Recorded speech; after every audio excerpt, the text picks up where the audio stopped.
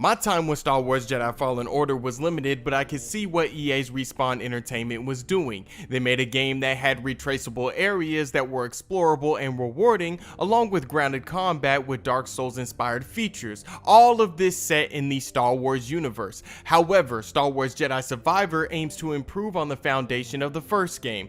With roughly 10 to 15 hours played, I think it's safe to say that Star Wars Jedi Survivor improves in just about every area from its predecessor, with some subtle issues that have carried over. My name is Curtis from the Seoul Dojo Gaming channel, and this is our first impressions of Star Wars Jedi Survivor. And don't worry, I will not spoil any of the story for you. Star Wars Jedi Survivor starts with a recap of the first game's events, but if you're like me and you didn't finish the game, you won't be lost starting in this new Jedi adventure.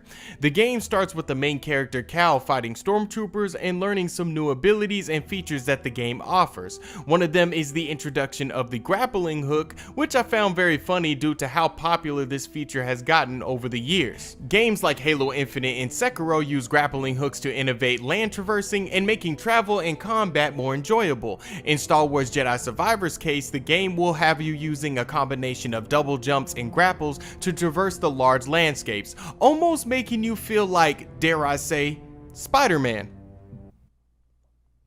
10 out of 10, EA. The first thing I noticed in this game was how big the areas were. Jedi Fallen Order was released on last gen hardware, so areas were much smaller, but with this new game being only for current gen and PC, the devs were able to make areas bigger and more diverse. Now, this game isn't open world per se, it's more like God of War 2018 in the sense that the game's areas are linear, but the devs use little tricks to make it feel massive. The worlds are really well detailed and full of life, which makes it feel way bigger than it really is. Compared to the first game, Cal feels like a Mighty Jedi. While he doesn't have many abilities from the start, the fact that he can double jump so easily and force pull enemies makes you feel like you're playing as a powerful Jedi from the beginning. In addition, Jedi Survivor introduces different stances. The ones I've obtained so far is singles, double, and dual blade stances. This is another feature that makes Cal feel more powerful than in the previous game, and adds a fresh layer to combat.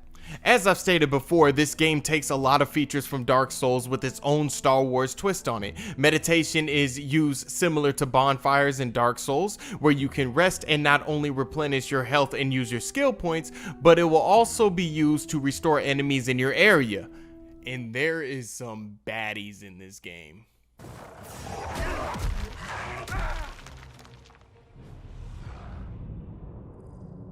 Before I get into some negatives, the customization has no reason being this good in Jedi Survivor. It actually gets pretty deep. How you can interchange lightsaber parts is very reminiscent of some games in Ubisoft's Ghost Recon series. I believe you can do this in the first game, but the overall feature is a very nice touch. Just like the first game, Jedi Survivor suffers from performance issues. I know we've all seen the reports on the PC side. The game just hasn't been optimized correctly for PC. However, I'm playing on a PlayStation 5 and I've witnessed some graininess and drop frames throughout my playthrough. While you're running through the open areas, you can see Cal jank and stutter as he's running. I don't know if the game can't keep up with how fast he's going, or the world can't load quick enough, so it has to find a way to slow you down to keep up.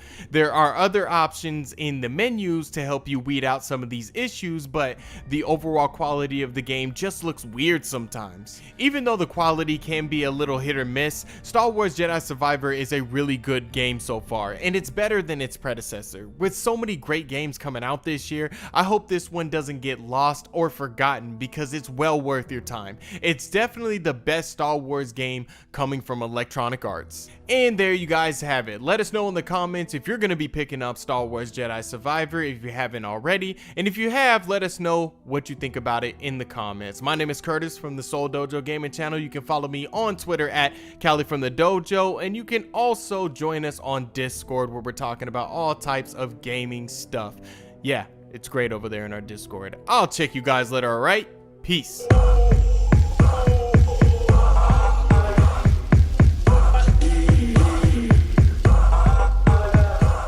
Get your point across, get your point across.